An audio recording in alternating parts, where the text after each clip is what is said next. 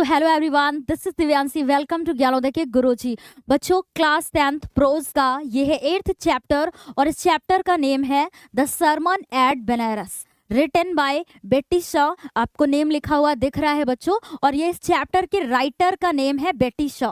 इसे जरूर ध्यान में रखिएगा बिकॉज यहाँ से तो एक क्वेश्चन बनता ही है आपके एग्जाम में। तो चैप्टर का नेम क्या है बच्चों? The sermon at Banaras. इस चैप्टर के हर एक पॉइंट को बहुत ही अच्छे से हम लोग इस क्लास में डिस्कस करेंगे, ताकि जब इनसे रिलेटेड ना आपके एग्जाम में क्वेश्चन आएगा कि जैसे आपको एमसीक्यू करना होता है, एमसीक्यूज आते हैं चैप्टर से रिलेटेड, वो आपको करना होगा, आप अच्छे से कर पाएंगे। एंड उसके बाद आपको एक्सट्रैक्ट बेस्ड क्वेश्चन के आंसर भी करने होते हैं, यहाँ तक कि शॉर्ट आंसर भी लिखना होता है और लॉन्ग आंसर भी लिखना होता है आपको चैप्टर से रिलेटेड। तो कितना इंपॉर्टेंट है आपके एग्जाम के लिए ये आप अच्छे से समझ सकते हैं बच्चों। तो अगर आज की इस क्लास में एक बार आपने हमारे साथ में इस पूरे चैप्टर को समझ लिया बच्चों, हर एक चीज, क्योंकि हम लोग इस चैप्टर में डिस्कस करेंगे जैसे कि बाकी अदर क्लासेस में हर एक चैप्टर को हम लोग डिस्कस करते हैं, ठीक है। तो इसमें क्या है कि आपको फिर कैसा भी क्वेश्चन बन के आता है, आपको जरा सी भी प्रॉब्लम नहीं होगी बच्चों, आप आसानी से कर पाएंगे उसको, ठीक है। तो चलिए हम लोग अपनी क्लास को स्टार्ट करते हैं और सबसे पहले थोड़ा सा डिस्कस कर लेते हैं आखिर जो इस चैप्टर का नाम है उससे क्या अर्थ निकल के आ रहा है। तो चैप्टर का नेम क्या है बच्चों? यहाँ पर द सरमन एट बनारस, ठीक है। तो सरमन का अर्थ क्या होता है?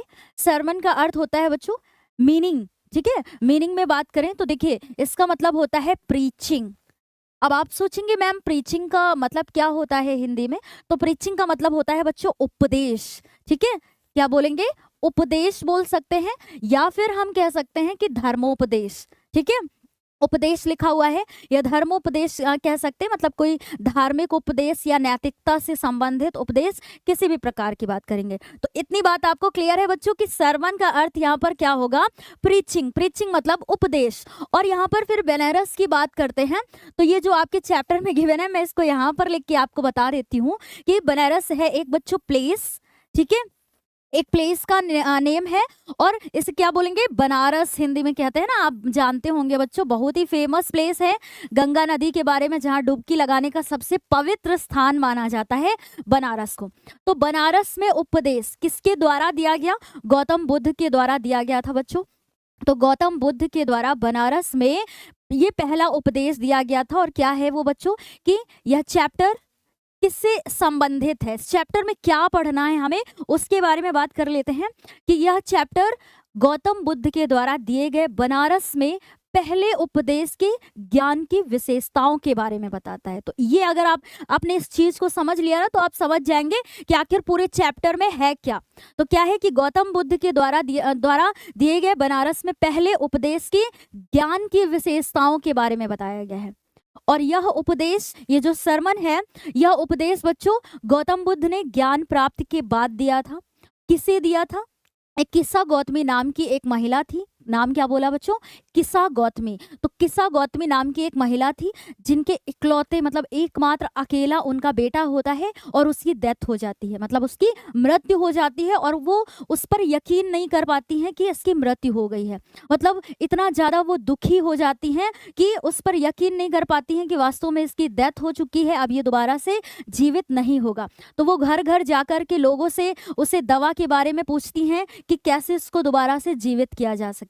तो फिर क्या होता है कि बच्चों ये गौतम बुद्ध के पास गई और फिर गौतम बुद्ध ने उन्हें किस प्रकार से यकीन दिलाया या कैसे उनको विश्वास दिलाया कि मृत्यु जो है जीवन का एक अभिन्न हिस्सा है। दुख भी हर एक इंसान के जीवन का क्या है? एक अभिन्न हिस्सा है। और मृत्यु जो है सबके मतलब सबको सामना करना पड़ता है मृत्यु का, और हमें मृत्यु पर शोक नहीं करना चाहिए। तो ऐसा मतलब किस प्रकार से उन्होंने किस्सा गौतमी को यकीन दिलाया, मतलब यही है पूरे चैप्टर में हमें पढ़ना है। तो बहुत ही शॉर्ट चैप्टर है और बहुत ही अच्छा चैप्टर है बच्चों ये, ठीक है। तो इतनी बात आपको क्लियर हो गई कि जो गौतम बुद्ध के द्वारा दिया गया बनारस में पहला उपदेश है, उसके ज्ञान की विशेषताओं के बारे में बताया गया है कि किस प्रकार से उन्होंने किस्सा गौतमी को यकीन दिलाया कि मृत्यु जो है या दुख जीवन का एक अभिन्न हिस्सा है। ठीक है। तो कैसे, क्या तरीका था उनका विश्वास दिलाने का, वो हम लोग इस चैप्टर में पढ़ेंगे। तो सबसे पहले थोड़ा सा गौतम बुद्ध के हम लोग प्रारंभिक जो उनकी बचपन का जीवन था वो कैसा था, फिर आगे चल करके उनका जीवन कैसे हुआ, फिर जब उनको ज्ञान की प्राप्ति हुई तो किस प्रकार से उन्होंने लोगों में अपनी शिक्षा को बांटना शुरू किया, है ना, और अपने ज्ञान को वो किस प्रकार से साझा करते थे। तो ये हम लोग इस चैप्टर में पढ़ेंगे। बहुत ही क्या है, अच्छा चैप्टर है ये बच्चों, आपके सभी प्रोज के चैप्टर में से, ये मान के चलिए आप, ठीक है। तो चलिए अब हम लोग स्टार्ट कर लेते हैं और शॉर्ट तरीके से, मतलब जो हम लोग समरी जैसे कि देखते हैं चैप्टर की। और अगर आपने ना हमारे साथ में इस चैप्टर की ऐसे ही समरी देख ली और हम लोग लाइन टू लाइन डिस्कस करते हैं हर एक चीज को, क्योंकि सारी क्लासेस में हम लोगों ने ऐसे ही किया है, तो जो बची हुई क्लासेस हैं उनमें भी ऐसे ही करना है बच्चों, लाइन टू लाइन हर एक पॉइंट को डिस्कस करेंगे, क्योंकि यहाँ से आपको बहुत ही ज्यादा हेल्प मिलती है बच्चों कि जब एग्जाम में एमसीक्यूज आता है तब तो आपसे बिल्कुल भी रॉन्ग नहीं होने चाहिए, ठीक है। आंसर भी आप कर लेंगे अगर हमारे साथ में इस पूरे चैप्टर की समरी को एक बार समझते हैं। जितने डिफिकल्ट वर्ड आएंगे वो भी आपको डिस्कस किए जाएंगे, ठीक है। तो चलिए स्टार्ट कर लेते हैं। मोटा मोटा आइडिया मैंने आपको बता दिया है कि आखिर इस चैप्टर में है क्या बच्चों, है ना। सबसे पहले हम लोग यहाँ बात करेंगे कि गौतमास अर्ली लाइफ, यानी गौतम, ये शॉर्ट में लिखा हुआ है, गौतम बुद्ध की अर्ली लाइफ के बारे में हम लोग पहले जान लेते हैं कि जो उनकी शुरुआती उनका जीवन था, बचपन का जीवन उन्होंने कैसे व्यतीत किया, है ना, जो उनका शुरुआती जीवन था उसके बारे में बात कर लेते हैं, ठीक है। तो देखिए, Gautam Buddha was born in northern India. इनका जन्म कहाँ हुआ था बच्चों? उत्तर भारत में, एज ए प्रिंस, एक राजकुमार के रूप में उत्तर भारत में इनका जन्म हुआ था। किसका? गौतम बुद्ध का, ठीक है। आराम से समझिएगा बिल्कुल। अगर थोड़ा सा टाइम आपने इस चैप्टर को दे दिया ना, तो मैंने पहले भी बताया बच्चों, कोई भी डाउट नहीं रह जाएगा, इसके लिए आपको यकीन करना होगा, ठीक है। हाँ, तो हम लोगों ने बात किया कि नॉर्दर्न इंडिया में जो है, मतलब उत्तर भारत में, एक राजकुमार के रूप में गौतम बुद्ध का जन्म हुआ था। यहाँ से क्वेश्चन ऐसे बन सकता है कि इनका जन्म कहाँ हुआ था, क्योंकि ये आपके चैप्टर में गिवन है। चलिए, and was named Siddhartha, Siddharth Gautam, है ना। इनका नेम क्या था बचपन का, मतलब इनका नाम क्या था बच्चों? सिद्धार्थ गौतम, ठीक है। ये इनके बचपन का नाम था। और जन्म कहाँ हुआ था? उत्तर भारत में, एक राजकुमार के रूप में जन्म हुआ था इनका, है ना। और फिर क्या है कि when he was 12 year old, जब वो 12 साल के हुए, मतलब 12 वर्ष की अवस्था में, या हम कहें कि when he was 12 year old, जब वो 12 साल के थे, he was sent for schooling in the Hindu sacred scripture. तो उन्हें जो है हिंदू सेक्रेड मतलब धार्मिक, और स्क्रिप्चर्स का अर्थ होता है बच्चों शास्त्रों के, यानी कि हिंदू धार्मिक शास्त्रों के स्कूलिंग का मीनिंग होगा अध्ययन के लिए उन्हें भेज दिया गया था। तो जब वो 12 वर्ष की अवस्था में, मतलब जब वो 12 वर्ष के थे, तो उन्हें हिंदू धार्मिक शास्त्र के अध्ययन के लिए उन्हें भेज दिया गया था, मतलब अध्ययन करने के लिए भेज दिया गया था। बस देखिए, हम लोग शॉर्ट में ही तरीका वो करेंगे, क्योंकि जो आपके चैप्टर में गिवन है सिर्फ उसी की बात करेंगे, बिकॉज देखिए वहीं से आपके एग्जाम में क्वेश्चन बनेगा। तो ये जितनी भी लाइंस हम लोग पढ़ रहे हैं सभी इंपॉर्टेंट है आपके लिए। इतनी चीजें क्लियर हुई कि जब वो 12 साल के थे तो उन्हें जो है हिंदू धार्मिक शास्त्र के अध्ययन के लिए भेज दिया गया था। उसके बाद है बच्चों कि 4 ईयर लेटर्स, मतलब 4 साल बाद ही रिटर्न होम, वो घर वापस आ गए and got married to princess, और एक राजकुमारी से उनका विवाह कर दिया गया, ठीक है। दे हैड ए सन, और उनका एक बेटा भी था। किसका? गौतम बुद्ध का, है ना, एक बेटा हुआ। And he lived A royal life for 10 years, और 10 वर्षों तक उन्होंने रॉयल लाइफ का मतलब होगा बच्चों कि राजसी जीवन। अब राजसी जीवन आप समझ सकते हैं, राजा महाराजा की तरह जो है उन्होंने अपना क्या जीवन व्यतीत किया। तो फर्स्ट में हम लोगों ने अर्ली लाइफ के बारे में इतना जाना कि गौतम बुद्ध का जन्म बच्चों उत्तर भारत में हुआ था, और इनके एक राजकुमार के रूप में हुआ था, और इनके बचपन का नाम सिद्धार्थ गौतम था। 12 वर्ष की अवस्था में उन्हें हिंदू धार्मिक शास्त्र के अध्ययन के लिए भेज दिया गया था। एंड फिर 4 साल बाद वो वापस आ गए, फिर उनका विवाह कर दिया गया। उनका एक बेटा भी था, एक बेटा था, और 10 वर्षों तक उन्होंने राजसी जीवन व्यतीत किया। यहाँ से ऐसे क्वेश्चन मिल जाएगा आपको कि कितने वर्षों तक उन्होंने राजसी जीवन व्यतीत किया, मतलब रॉयल लाइफ उन्होंने जिया। तो आपको पता होना चाहिए कि 10 वर्षों तक, ओके। हाँ, तो यहाँ पर कोई भी डाउट नहीं है बच्चों। देखिए कितने शॉर्ट तरीके में कितने पॉइंट्स को हम लोगों ने कवर किया, ओके। चलिए अब देखते हैं बच्चों सेकंड क्या है कि Gautam feel suffering of the world. अब क्या है कि इन्होंने संसार की दुख और कष्टों को क्या क्या महसूस करते हैं। किसने किसने किया बच्चों? गौतम बुद्ध ने। तो इस हेडिंग में क्या है कि गौतमा शॉर्ट में लिखा हुआ है, गौतम बुद्ध होगा, ठीक है। गौतम बुद्ध संसार की सफरिंग्स मतलब पीड़ाओं को महसूस करते हैं। अब किस प्रकार से उन्होंने, देखिए संसार की जब पहले तो उन्होंने कुछ वर्षों तक जो है राजसी जीवन व्यतीत किया, ठीक है। फिर उसके बाद जब वो एक दिन क्या हुआ बच्चों कि शिकार के लिए बाहर निकले, रास्ते पर उन्होंने कुछ ऐसी घटनाएं देखी जिससे क्या हुआ कि इनका मन बहुत ही ज्यादा दुखी हो गया। फिर उन्होंने क्या किया कि अपने इस पूरे राजसी जीवन का त्याग कर दिया। तो कैसे क्या किया वो अभी हम लोग डिस्कस करते चलेंगे साथ में, ओके।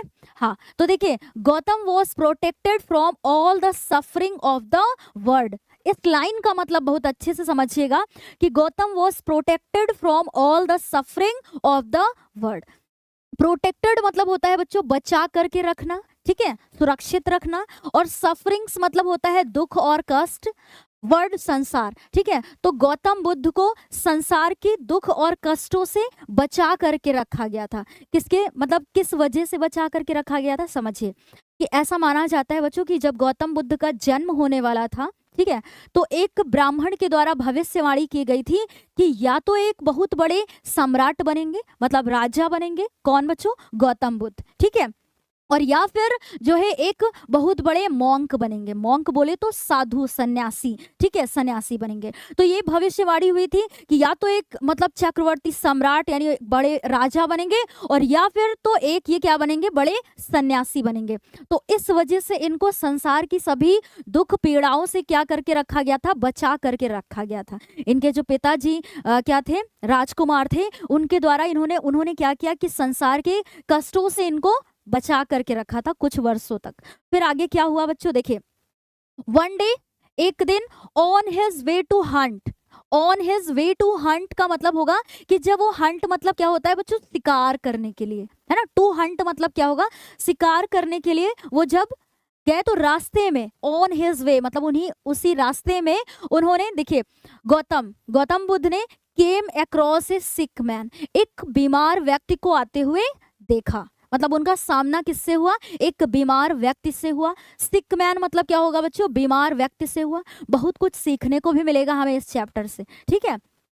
तो उनका सामना जो है एक बीमार व्यक्ति से हुआ, एन एजेड मैन और एक वृद्ध व्यक्ति से हुआ जो कि बहुत ही ज्यादा क्या था? वृद्ध था, बूढ़ा था, है ना, उससे हुआ उनका सामना।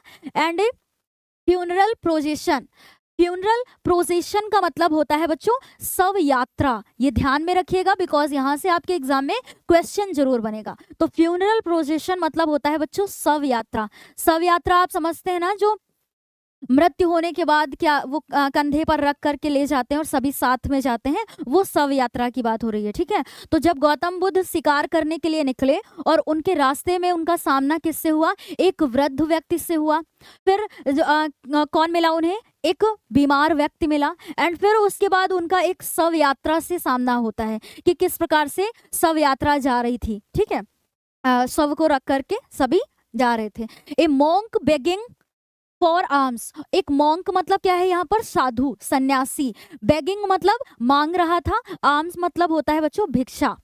और फिर वो जब आगे बढ़े तो उन्हें क्या मिला कि एक जो है सन्यासी भिक्षा मांग रहा था, ठीक है, भीख मांग रहा था।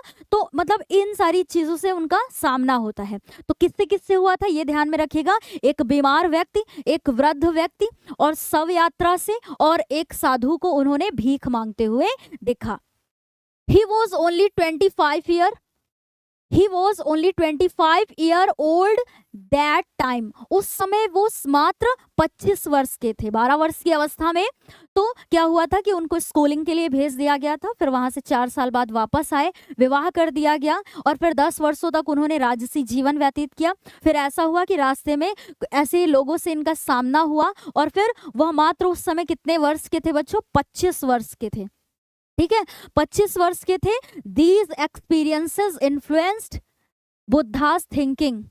और दीज एक्सपीरियंसेस इन अनुभवों ने, एक्सपीरियंसेस का मतलब क्या होगा? अनुभवों ने गौतम बुद्ध की थिंकिंग मतलब सोच पर इस प्रकार इन्फ्लुएंस्ड मतलब प्रभाव डाला। ये सारी जो चीजें थी, ये जो अनुभव उन्हें मिले, है ना, कि एक बीमार व्यक्ति, वृद्ध व्यक्ति शव यात्रा भीख मांगते हुए देखना, तो इन सब अनुभवों से क्या हुआ कि उनकी सोच पर इस प्रकार प्रभाव पड़ा कि दैट मतलब क्या होगा कि he gave up royal pleasure, तो उन्होंने अपने रॉयल प्लेजर को, मतलब जो उनका राजसी सुख थे, है ना, सुख थे या जो उनका आनंद था, उससे क्या कर दिया, गेव अप कर दिया। गेव अप का अर्थ क्या होता है बच्चों, त्याग करना। क्या होता है, त्याग कर देना। तो त्याग दिया था इन्होंने। समझ रहे हैं मेरी बात? हाँ, समझ में आई होगी बच्चों, कि इतनी बात समझ में आई कि ये सारे अनुभव जो थे उसकी वजह से मतलब इस प्रकार से उनकी सोच पर उन्होंने प्रभाव डाला कि उन्होंने अपने राजसी सुखों का त्याग कर दिया। गेव अप मतलब होगा त्याग कर दिया। And set out to seek enlightenment, और इनलाइटमेंट मतलब होता है बच्चों दिव्य ज्ञान, या हम आत्मज्ञान भी कह सकते हैं। तो इनलाइटमेंट मतलब क्या होगा बच्चों, दिव्य ज्ञान। आई थिंक आपको यहाँ दिख रहा होगा, मैंने यहाँ लिख दिया है बच्चों। तो जितने इसमें टफ वर्ड आए हैं ना, उनको ध्यान में रखिएगा तो आपको पता रहेगा। तो जैसे ना कभी आंसर भी लिखना होगा तो आपको हेल्प मिलेगी। तो सेकंड हेडिंग में बच्चों हम लोगों ने इतनी सारी चीजें डिस्कस की, था शॉर्ट में लेकिन कई सारी चीजें सीखी कि जब वो संसार की पीड़ाओं को महसूस करते हैं तो इस प्रकार से उनमें ऐसा मतलब जब इन सारी चीज़ों को उन्होंने देखा तो इस प्रकार से उनमें मतलब उनकी सोच में ऐसा उनको प्रभावित किया इन सारे अनुभवों ने कि उन्होंने क्या किया, अपने राजसी सुख को त्याग दिया and set out to seek enlightenment. और फिर दिव्य ज्ञान की सीख मतलब होगा, टू सीक मतलब होगा खोज के लिए, और सेट आउट मतलब होगा निकल लिए। तो वो दिव्य ज्ञान की खोज के लिए निकल लिए, मतलब अपने राजसी सुखों का त्याग करके दिव्य ज्ञान की खोज के लिए निकल लिए। देखिए, अगर आप इस उद्देश्य से बैठे हैं बच्चों कि हमें ये चैप्टर समझना है, अगर देखिए आपने एक बार इस चैप्टर को अच्छे से समझ लिया तो जैसे कि हर क्लास में आपसे हम कहते हैं बच्चों कि किसी भी तरीके का जब एमसीक्यू भी आपके सामने आएगा ना तो आप आसानी से कर लेंगे उसको। और इन्हीं लाइंस को अगर आप एक बार ध्यान से पढ़ लेते हैं हमारे साथ में तो आप शॉर्ट और लॉन्ग आंसर भी अपने शब्दों में लिख सकते हैं, आपको रटने की आवश्यकता नहीं होगी। वैसे तो हमारे द्वारा कराया जाता है सब कुछ, आपको पता है, लेकिन फिर भी यहाँ पर हम लोग बात करते हैं कि आपको जरा सा भी रटने की कोई भी आवश्यकता नहीं। अब बात कर लेते हैं बच्चों हम लोग कि गौतमा सीक्स इनलाइटमेंट। वो जब उन्होंने, इनलाइटमेंट मतलब होता है बच्चों दिव्य ज्ञान, दिव्य ज्ञान की खोज करते हैं। ठीक है, कौन, गौतम बुद्ध। तो सबसे पहले हम लोगों ने उनके अर्ली लाइफ के बारे में जाना, फिर जब कैसे उन्होंने संसार के दुख और कष्टों को महसूस किया, फिर क्या करते हैं वो। अब बात करते हैं कि किस प्रकार से वो दिव्य ज्ञान की खोज करते हैं। अब इसके बारे में पढ़ लेते हैं, ठीक है। गौतम ट्रेवल्ड एमलेसली होना चाहिए बच्चों, यहाँ पर ये थोड़ा सा मिसप्रिंट हुआ है, आप ध्यान दीजिएगा, AIM होगा, ठीक है, एमलेसली। ओके, एमलेसली मतलब होता है बिना किसी उद्देश्य के। तो यहाँ पर लिखा है Gautam travelled aimlessly for 7 years। वो 7 वर्षों तक बिना किसी उद्देश्य के भ्रमण करते रहे, ट्रैवल करते रहे मतलब यात्रा करते रहे, हम कह सकते हैं, ठीक है। And then he stayed under a peepal tree, और फिर उसके बाद उन्होंने एक पीपल ट्री के नीचे क्या किया, वो ठहर गए, स्टेड है ना, ठहर गए अंटिल ही अटेन्ड इनलाइटमेंट, कि मतलब जब तक उन्हें इनलाइटमेंट मतलब दिव्य ज्ञान की प्राप्ति नहीं वो कर लेते तब तक उन्होंने क्या किया कि एक पीपल के नीचे वो ठहर गए। मतलब पहले 7 वर्षों तक तो वो बिना किसी उद्देश्य के भ्रमण करते रहे, फिर उसके बाद उन्होंने एक पीपल के नीचे क्या किया, वो मतलब वहीं ठहर गए कि जब तक उन्हें दिव्य ज्ञान की प्राप्ति नहीं हो जाती। फिर है बच्चों आफ्टर 7 days ऑफ वंडरिंग, और 7 दिन भ्रमण करने के बाद, 7 दिन तक भ्रमण करने के बाद ही गॉट इनलाइटेंड, उन्हें ज्ञान, दिव्य ज्ञान की प्राप्ति हुई। And renamed the tree as bodhi tree, और फिर जो मतलब वो पीपल के पेड़ के नीचे बैठ करके उन्होंने दिव्य ज्ञान की प्राप्ति किया था, उस पेड़ का उन्होंने क्या नाम रख दिया बच्चों, बोधि ट्री। ये भी ध्यान में रखिएगा, यहाँ से क्वेश्चन बनेगा, ठीक है। तो जहां पर उन्हें ज्ञान की प्राप्ति हुई थी, दिव्य ज्ञान की प्राप्ति हुई थी, उस वृक्ष का नाम उन्होंने बोधि ट्री रख दिया। और बोधि ट्री का मतलब होता है ट्री ऑफ विजडम, विजडम मतलब होता है ज्ञान, ठीक है, ट्री ऑफ विजडम मतलब ज्ञान का वृक्ष, ऐसे कह सकते हैं हम लोग। चलिए, तो बोधि ट्री नेम ध्यान में रखिएगा। He began to teach and share his new understandings, और फिर उन्होंने क्या किया बच्चों, अपने न्यू अंडरस्टैंडिंग्स मतलब नए, अंडरस्टैंडिंग मतलब समझ को उन्होंने क्या करना शुरू किया, शेयर मतलब साझा करना शुरू किया, एंड बिगेन टू टीच, और उन शिक्षा देना आरंभ किया। तो he began to teach and share his new understandings, मतलब अपनी न्यू अंडरस्टैंडिंग्स को उन्होंने साझा करना शुरू किया, और साथ साथ में शिक्षा देना भी क्या किया, शुरू किया। बिगेन मतलब आरंभ किया या शुरू किया। अच्छा, इतनी बात आपको समझ में आई। And came to be known as Buddha, और फिर जो है किस नाम से जाने लगे ये, बुद्धा के नाम से। और उस वृक्ष का नाम क्या रखा उन्होंने, बोधि ट्री, यानी ट्री ऑफ विजडम, ज्ञान का वृक्ष। और फिर गौतम बुद्ध का भी नाम मतलब किस नाम से वो जाने लगे, बुद्धा के नाम से। ओके, चलिए यहाँ पर देखिए बच्चों, कोई भी डाउट नहीं है। सेकंड में भी हम लोगों ने देखा कि किस प्रकार से उनको दिव्य ज्ञान की प्राप्ति हुई, कि कितने वर्षों तक वो भ्रमण करते रहे।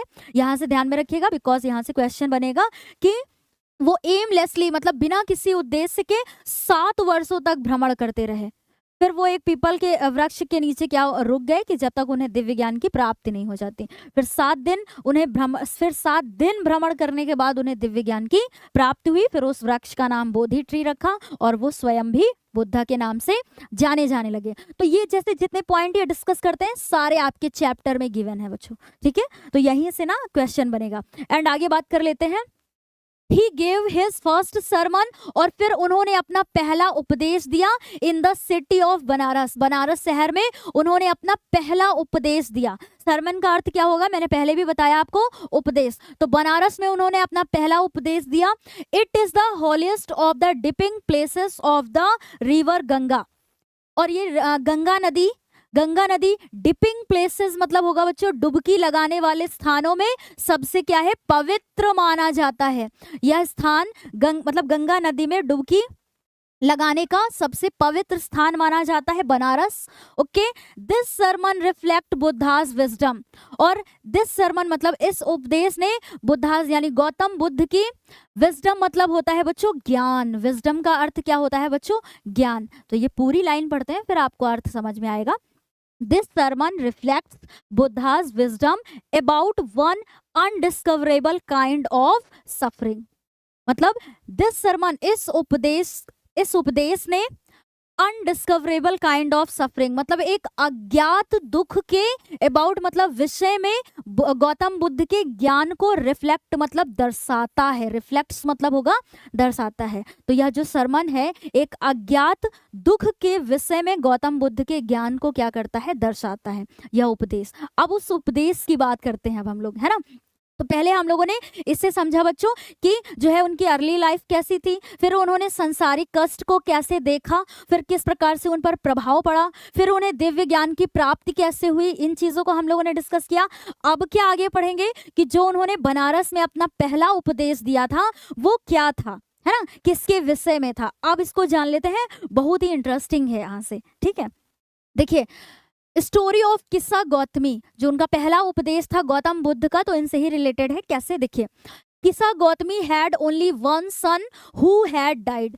किस्सा गौतमी के एकमात्र अकेला उनका पुत्र था, है ना, हु हैड डाइड जिसकी मृत्यु हो गई थी, जो मर चुका था हम कहें तो। देखिए सी कैरीड हर डेड सन इन हर आर्म्स, और उन्होंने अपने मतलब डेड सन यहाँ पर बोलेंगे उसकी मृत्यु हो चुकी थी उनके बेटे की, तो उसी मृत अपने पुत्र को लेकर के अपने आर्म्स में, है ना, and went to door asking for medicine for her dead child. मतलब वो अपनी गोदी में उसको उठाए हुए हाउस टू हाउस मतलब सॉरी डोर टू डोर मतलब घर घर दरवाजे पर वो जाती थी और सभी से मेडिसिन मतलब दवा के लिए क्या करती थी, आस्किंग मतलब पूछ रही थी अपने मतलब डेड चाइल्ड के विषय में। तो आप समझ रहे होंगे इसका मतलब कि किस्सा गौतमी नाम की एक महिला थी जिनका एकमात्र अकेला पुत्र था और उसकी डेथ हो गई थी, और फिर वो क्या करती हैं कि उसको गोद में उठा करके हर घर के दरवाजे पर जा करके उनसे दवा पूछती हैं कि कोई ऐसी दवा बताइए कि जिससे हमारा बेटा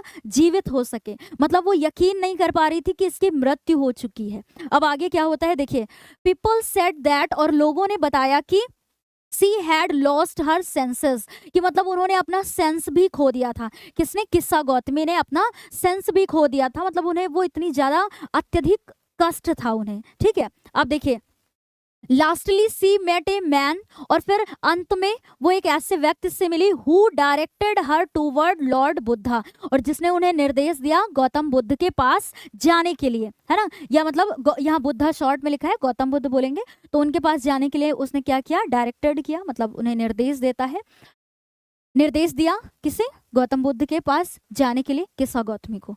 who could possibly have a solution for her problems, उन्होंने बताया कि जिसके पास उनकी समस्या का समाधान क्या होगा, पॉसिबली मतलब संभवतः ही उन्हें उनकी समस्या का समाधान मिल जाएगा, ठीक है, मतलब कैसे उन्हें क्या करना है वो इन्हें पता चल जाएगा। फिर आगे क्या हुआ, सी वेंट टू बुद्धा, अब सी किसके लिए आया है यहाँ पर, किस्सा गौतमी के लिए, है ना। तो किस्सा गौतमी जो है ये बताया गया कि वेंट टू बुद्धा, वो उनके पास गई, ठीक है, किसके पास, बुद्धा के पास गई, गौतम बुद्ध के पास, and asked him to cure his son, और क्या किया कि मतलब ये बोला कि उसके पुत्र को क्योर करना, मतलब उससे उसका इलाज करने के लिए वो उनसे बोलती हैं। एंड उसके बाद Buddha asked her to bring a handful of mustard, और फिर बुद्धा ने कहा कि वो उन्हें हैंडफुल मतलब होगा ए हैंडफुल मतलब होगा एक मुट्ठी, एक मुट्ठी ऑफ मस्टर्ड सीड मतलब सरसों के दाने, मस्टर्ड मतलब क्या होता है बच्चों, सरसों, ठीक है, सरसों, और सीड्स मतलब क्या होगा, सरसों के दाने, ओके, सीड्स मतलब दाने। तो गौतम बुद्ध ने क्या बोला कि Buddha asked her to bring a handful of mustard seed from a house, मतलब फिर गौतम बुद्ध ने उस घर से उन्हें एक मुट्ठी सरसों के दाने लाने को बोला कि देखिए, where no one had lost a child, husband, parents और फ्रेंड, मतलब गौतम बुद्ध ने किस्सा गौतमी से बोला कि उस घर से एक मुट्ठी सरसों के दाने लेकर के आओ कि जिस घर में no one had lost child, कि जिसने कभी अपना बेटा ना मतलब चाइल्ड बच्चे को ना खोया हो, हस्बैंड मतलब अपने पति को ना खोया हो, पेरेंट्स मतलब माता पिता को ना खोया हो, या फिर फ्रेंड मतलब मित्र को ना खोया हो। तो कितनी मतलब कैसे वो इनको यकीन दिलाते हैं, तो वो कहते हैं कि ठीक है, मैं आपके पुत्र को मतलब मैं इसे इसका इलाज कर दूंगा, लेकिन इसके पहले क्या करना होगा आपको कि आप एक मुट्ठी सरसों के दाने उस घर से लेकर के आइए जहां पर उसके मतलब किसी प्रियजन की, प्रियजन में जैसे भाई बहन, बेटा, माता पिता, मित्र, है ना, ये सभी आएंगे, तो किसी भी प्रियजन की मृत्यु ना हुई हो, उस घर से हमें मतलब एक मुट्ठी सरसों के दाने लेकर के आओ। तो किस्सा गौतमी वो ऐसा मान लेती है, कहती है ठीक है, वो जाती है अब घर घर। अब देखिए आगे क्या होता है, Kisa Gotami went from house to house in search of mustard seed, मतलब वो सरसों की खोज के लिए वो घर घर जाती हैं, ठीक है, उन्होंने खोज की मतलब सरसों के दाने की, बट लेकिन she did not found such house, लेकिन उन्हें कोई भी ऐसा घर नहीं मिला, where no one had ever died, कि मतलब जहां पर किसी की मृत्यु ना हुई हो, उन्हें कोई भी ऐसा घर नहीं मिलता है कि जहां पर उसकी किसी ना किसी की मृत्यु मतलब ना हुई हो, समझ रहे हैं ना। शी गॉट टायर्ड, अब वो क्या हुई थी मतलब थक चुकी थी पूरी तरीके से, मतलब जब वो घर घर में जाती है ना तो वो सरसों दाने के लिए मतलब सरसों के दाने के लिए जब बोलती है तो वो तो उन्हें आसानी से मिल जाते हैं, लेकिन फिर जब वो क्वेश्चन करती है कि क्या आपके घर में किसी प्रियजन की मृत्यु हुई है, तो लोगों का रिस्पॉन्स ऐसा होता है कि मुझे अपने पुराने दिनों की या फिर मुझे उन दुख से भरे हुए दिन की याद मत दिलाइए, मतलब ऐसा रिस्पॉन्स होता है लोगों का, मतलब कोई घर ऐसा होता ही नहीं है जहां पर किसी के प्रियजन की मृत्यु ना हुई हो। तो अब क्या होता है कि किस्सा गौतमी पूरी तरीके से थक चुकी होती है, होपलेस मतलब बिल्कुल आशाहीन हो जाती है, मतलब कोई उम्मीद नहीं बचती है, and sat down at the way side, और एक रास्ते के किनारे पर बैठ जाती है। फिर क्या है, सून जल्द ही, सी रियलाइज्ड, उसने महसूस किया, किसने, किस्सा गौतमी ने महसूस किया, दैट की डेथ वाज एवरीवेयर, कि मृत्यु हर जगह है, सभी के लिए क्या है, समान है ना, एंड नोबडी कुड एस्केप, और कोई भी उससे बच नहीं सकता, एस्केप मतलब होगा बचना, ठीक है, नोबडी मतलब कोई भी, तो नोबडी कुड एस्केप मतलब कोई भी उससे बच नहीं सकता, फ्रॉम इट, किसे, फ्रॉम इट मतलब मृत्यु से, तो मृत्यु से कोई भी बच नहीं सकता। इतनी बात समझ में आई, तो उसको रियलाइज हो जाता है कि सभी के लिए क्या है, समान है। She realized that she had been selfish, और फिर उसे रियलाइज हुआ कि वो स्वार्थी हो गई थी, है ना ये चीज। अब अगला देखिए, अब आगे बात करते हैं certainty of death. Certainty of death मतलब मृत्यु की निश्चितता। तो देखिए आप देख सकते हैं बच्चों, इसमें मतलब पढ़ा हम लोगों ने तो समझ में आया कि किस प्रकार से गौतम बुद्ध ने किस्सा गौतमी को यकीन दिलाया कि मृत्यु सभी के लिए क्या है, समान है ना। मृत्यु जो है सभी के लिए समान है, चाहे कोई मूर्ख हो चाहे बुद्धिमान हो, सब के लिए मतलब सभी उसके आगे क्या है, बेकार है, ऐसे भी कह सकते हैं। ठीक है, तो जब वो एक मुट्ठी के मतलब सरसों के दाने लाने को बोलते हैं तो कोई भी घर उन्हें ऐसा नहीं मिलता है जहां पर उसके प्रियजन की मृत्यु ना हुई हो। तो कितना अच्छा लेसन भी हम लोग को मिलता है ना। अब आगे इसमें बताया गया है, बहुत इंपॉर्टेंट है, इसे समझिएगा कि बुद्धा हेल्ड दैट, उन्होंने मतलब ये विश्वास किया कि our life is full of pain and sufferings, कि हमारा जीवन दुख और पीड़ाओं से क्या हुआ है, भरा हुआ है। सफरिंग्स मतलब कष्टों से, है ना। पेन मतलब दुख दर्द से क्या है, फुल भरा हुआ है। हमारा जीवन दुख और कष्टों से भरा हुआ है। Everyone who is born has to die, मतलब एवरीवन कि प्रत्येक व्यक्ति का जन्म मृत्यु के लिए ही हुआ है। ठीक है, it is not possible to avoid death, और मृत्यु को नकारना या इट इज नॉट पॉसिबल, और ये अवॉइड डेथ मतलब डेथ को अवॉइड करना मतलब उसको टालना क्या है, असंभव है। नॉट पॉसिबल, संभव नहीं है। ठीक है, मृत्यु को टाला नहीं जा सकता, उसको टालना क्या है, असंभव है। As the ripe fruit are in danger of falling, जिस प्रकार से पके हुए फल का गिरने का खतरा होता है ना। डेंजर मतलब खतरा होता है, फॉलिंग मतलब गिरने का, राइप फ्रूट मतलब पके हुए फल का। जिस प्रकार पके हुए फल के गिरने का डर होता है, खतरा होता है। As the earthen vessels made by potter, और कुम्हार के द्वारा जो मिट्टी के बर्तन बनाए जाते हैं उनको टूटने का खतरा होता है। सिमिलरली सेम इसी तरीके से the मॉर्टल have the danger of death, प्रत्येक जीवित व्यक्ति को मृत्यु का खतरा होता है ना। तो ये बताया गया है। आई थिंक ये चैप्टर यहाँ से नहीं, अभी थोड़ा सा और है।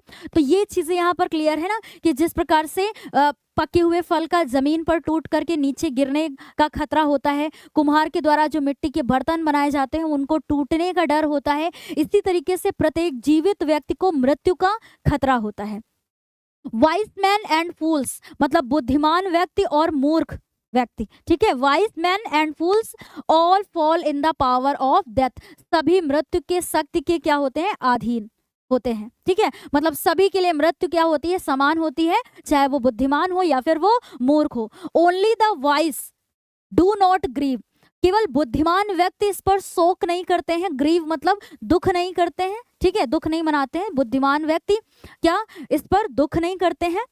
And they accept the reality, और वो वास्तविकता को क्या करते हैं, स्वीकार करते हैं, है ना। All weeping and grieving will bring more pain and sufferings to the body, और जो प्रत्येक मतलब जो रोते हुए, वीपिंग है ना, रोते हुए, ग्रीविंग मतलब दुख मनाते हुए व्यक्ति क्या करते हैं, अपने बॉडी शरीर को सफरिंग्स मतलब पीड़ाओं से क्या कर देते हैं, मतलब और भी उन्हें दर्द में डालेंगे। मतलब जो व्यक्ति रोते हैं, दुख मनाते हैं, वो अपने मतलब शरीर को और भी नुकसान पहुंचाएंगे। ठीक है, ये बोला जा रहा है।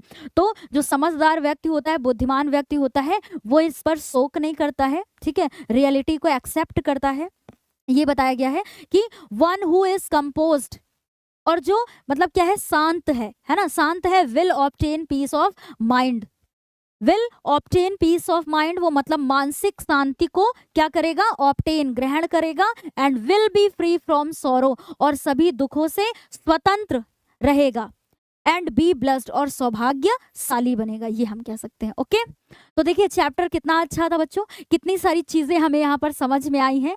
और नेक्स्ट क्लास में हम लोग क्या करेंगे बच्चों, इन्हीं चैप्टर से रिलेटेड जितने भी इंपॉर्टेंट एमसीक्यूज होंगे उनको कवर करेंगे अगली क्लास में। जैसे कि हर क्लास में हम लोग करते हैं ना, लास्ट में कि चैप्टर को समझने के बाद उसके एमसीक्यूज को करते हैं, फिर शॉर्ट आंसर भी करते हैं, लॉन्ग आंसर भी करते हैं, यहाँ तक कि एक्सट्रैक्ट बेस्ड क्वेश्चन भी करते हैं जो आपके एग्जाम में रिलेटेड आते हैं। तो आज की क्लास में बच्चों इतना ही। तो हम लोगों ने देखा कि किस प्रकार से मतलब यहाँ पर गौतम बुद्ध ने अपने पहले उपदेश में जो कि बनारस में दिया गया था कि किस्सा गौतमी को यकीन दिलाते हैं कि मृत्यु सभी के लिए क्या है, समान है, और जीवन में दुख भी क्या है, उस जीवन में मतलब दुख भी एक अभिन्न हिस्सा है हमारे जीवन में। ठीक है, तो बहुत ही अच्छा चैप्टर था बच्चों, इंपॉर्टेंट भी है आपके एग्जाम के लिए।